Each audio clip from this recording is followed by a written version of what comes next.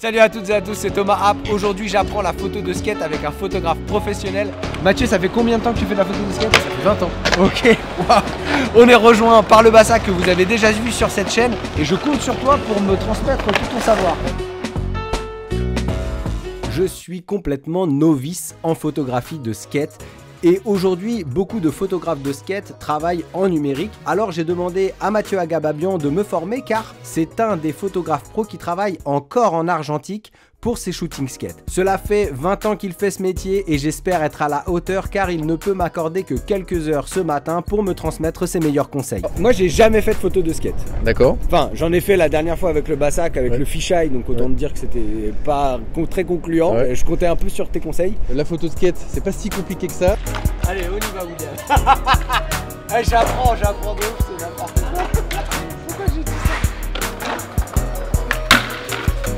On se dit que c'est là la figure, ça va? Ok.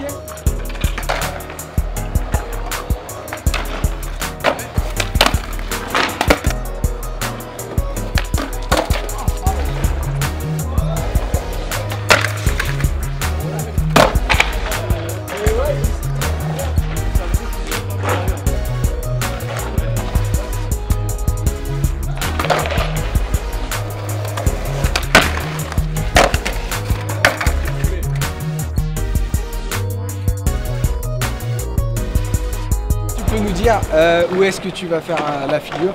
Je vais faire un no slide sur ce ledge ici. Ok, no slide important. Ouais, très important. Apprends les termes. Très important. Backside no slide. Tu lui demandes quelle figure il fait parce que s'il fait par exemple là il fait un backside no slide. Mais moi je connais pas les figures. En fait c'est très important de savoir en fait la figure dans le sens où s'il fait un backside no slide ou un frontside no slide, on sera pas au même endroit. Backside no slide c'est parce que le spot est dans son dos, donc c'est un backside. Ok. Si c'est un frontside, c'est à dire que le spot est devant lui, donc ça va être un frontside. Et ce qui est important aussi, c'est que des fois il peut arriver en backside, nose blunt slide. Donc le plus important, c'est que lui, déjà, il s'entraîne un peu à faire le trick. Comme ça, tu vois où il fait sa figure. Et tu sais que par contre, il va être dessous lui. Donc lui, il faut qu'il ait aussi le temps de s'adapter à toi. Et que très souvent, tu vas voir, de toute façon, il va voir qu'on est de plus en plus proche, Parce que le fisheye, l'intérêt principal pour moi, c'est d'être vraiment collé au gars. Si t'es pas collé, ça merde. Bah tu vois, parce que ça va être plat en fait. Ouais. Donc ok. Let's go. Ma chaîne, comme tu sais, c'est pour démystifier la photo et la photo de skate. Ouais. Parce que principalement je fais de la photo de skate, donc je vais pas démystifier autre chose. Donc je vais faire de la photo de skate. Je me dis, j'ai 4 principes de base à aborder. Donc le premier point, le matériel. L'appareil photo, c'est la base pour faire des photos. Donc du coup, il te faut un appareil photo avec possibilité quand même de régler manuellement ta vitesse. Réglage manuel, c'est quand même un peu la base quand même pour pouvoir régler une vitesse suffisamment élevée. L'objectif un petit peu emblématique de la photo de skate, c'est le fisheye, parce que c'est l'objectif qui va te permettre de faire en sorte que la photo de skate soit magnifiée, un peu impressionnante. Ça va permettre d'amplifier le mouvement, d'amplifier toute la beauté du skate. Et c'est aussi très important aussi si tu n'as pas beaucoup de recul, parce que très souvent tu es dans des marches ou tu es dans un endroit couché au sol. Le photographe de skate est toujours couché au sol. Ok.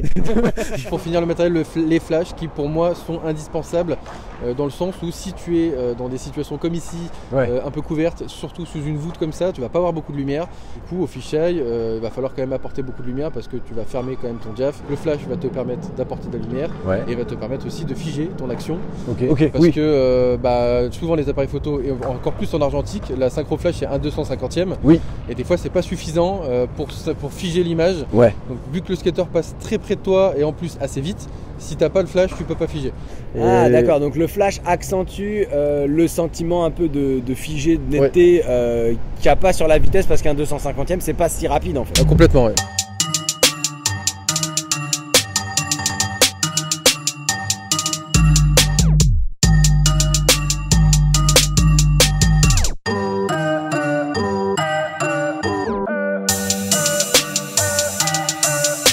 Nous on va positionner les flashs en fait de manière à éclairer la scène, à éclairer le skater sans le gêner, même si on est au fisheye, donc forcément on va se retrouver au milieu. Donc tu as les 2 flashs sur trépied qui sont sur batterie, qui sont assez puissants et assez brefs, et tu as un petit flash Cobra éventuellement pour éclairer un peu dessous, et du coup ça on va tenir à la main, on va le mettre par terre, on peut le mettre par terre. Mais donc là le but ça va être d'être vif, parce qu'en gros fisheye tu es dessous. Voilà, typiquement tu es dessous avec ton flash dans l'autre main et en fait tu déclenches au moment où il passe au-dessus de toi et tu te retires direct. Ah ouais, en fait tu t'as pas l'œil dans le viseur du tout? Jamais. Quasiment jamais l'œil dans le viseur. Ok. Sans la photo skate, t'as. Non mais on est là, vas-y, on est là. Ok. Et donc comment on positionne alors? Alors les flashs, généralement, on les positionne en triangle. Alors en partant du principe que les deux flashs principaux vont être face-face, ça va éclairer autour du skater. Et le troisième flash, il tape en dessous. Qui tape en dessous. Et quand tu es en soleil, tu as un quatrième flash qui est dans le dos, qui généralement ça éclaire la scène entière.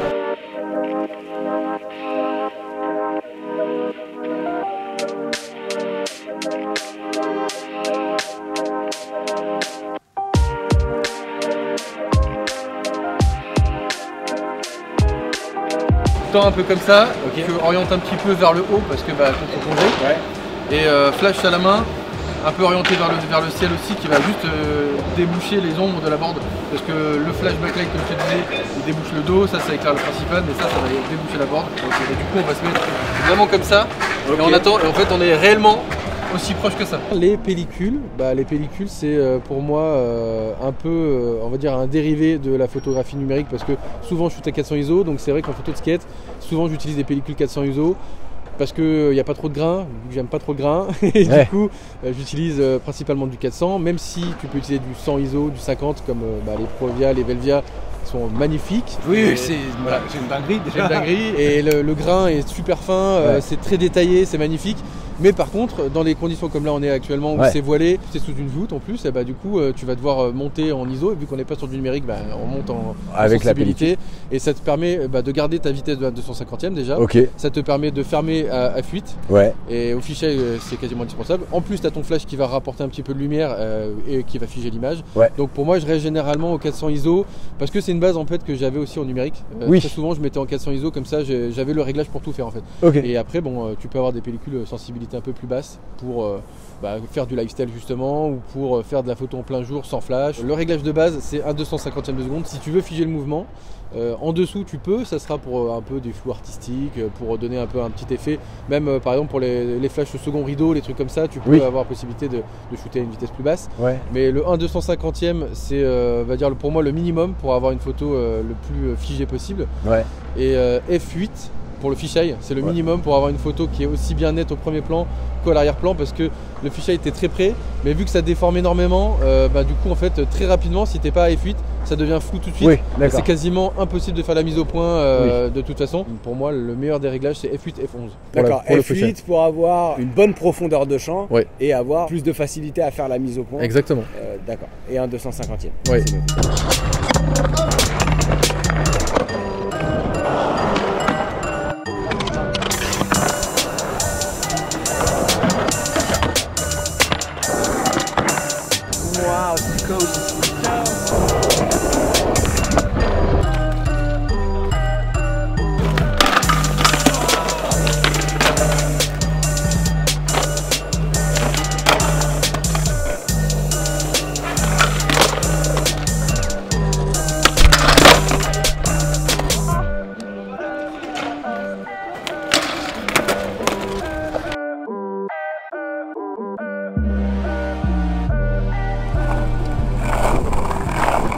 J'étais pas prêt, je vous le dis, j'étais pas prêt parce qu'en fait c'est hyper technique. Mais attendez, vous n'avez pas tout vu, je suis sûr que la suite va vous intéresser. J'organise un tirage au sort pour faire gagner ce point and shoot à la fin du mois. Alors si vous soutenez cette chaîne sur Tipeee dès maintenant, vous aurez une chance de gagner cet appareil. J'aimerais organiser plus de surprises pour les gens qui me soutiennent, parce que ce sont vos soutiens qui me permettent de ne pas être dépendant des marques et de la monétisation YouTube. Alors je tiens à remercier la Team App. Le cadrage, donc pour cadrer ta photo de skate, il y a une des règles de base, c'est ne pas avoir des photos de dos. Le gars comme ça, tu peux, mais par contre c'est bien quand tu es comme ça justement, quand tu vois la tête à travers le bras ou entre les jambes. Ah ouais, d'accord. Ça peut arriver, ça peut même être très très beau, mais c'est vrai qu'on évite de faire des photos de dos. C'est un peu une règle, on va dire entre guillemets, parce que toutes les règles sont contournables. Mais c'est vrai que dans le cadrage, c'est vrai qu'on essaie d'avoir un skater qui n'est pas de dos.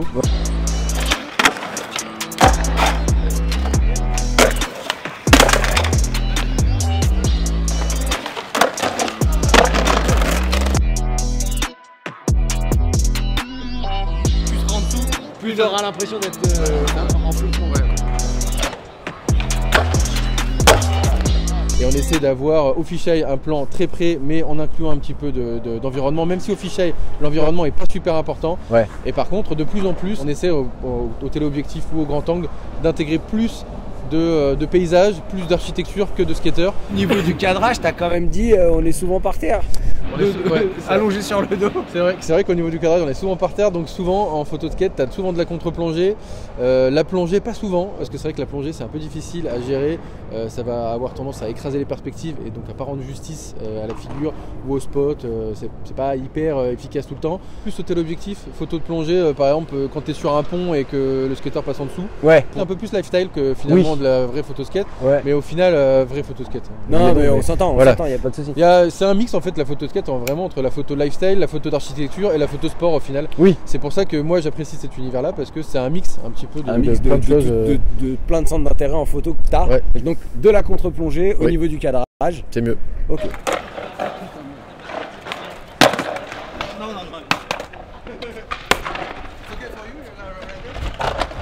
Right, here is okay?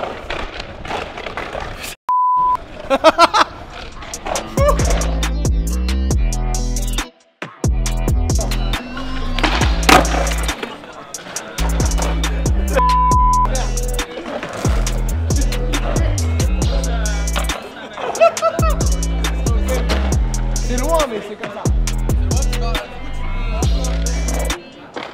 Et l'autre, c'est bon.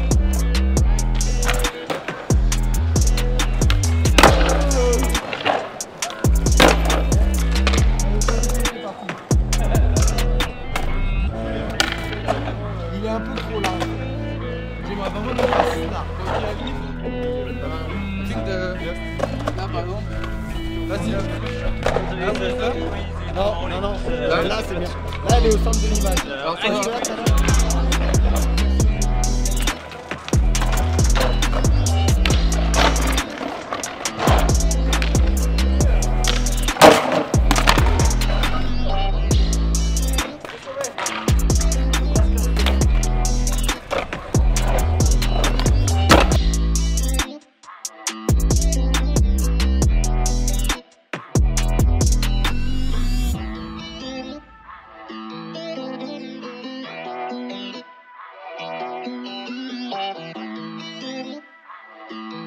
Mais après, c'est une relation de confiance après qui se fait et c'est pour ça que souvent les skateurs et les photographes ils travaillent souvent en binôme.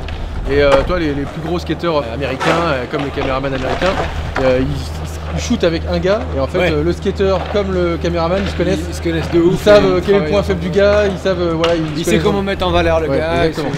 C'est super important au final et c'est pour ça que c'est un milieu qui est sympa dans le côté lifestyle. Et en fait la photo de skate c'est pas que de la photo pure et dure, t'as aussi beaucoup de relationnel et beaucoup de. Oui carrément.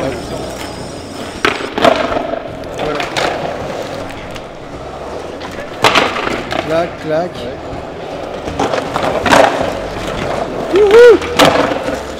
Ah mais trop bien. Ah ouais, je me suis éclaté. Ah ouais, merci.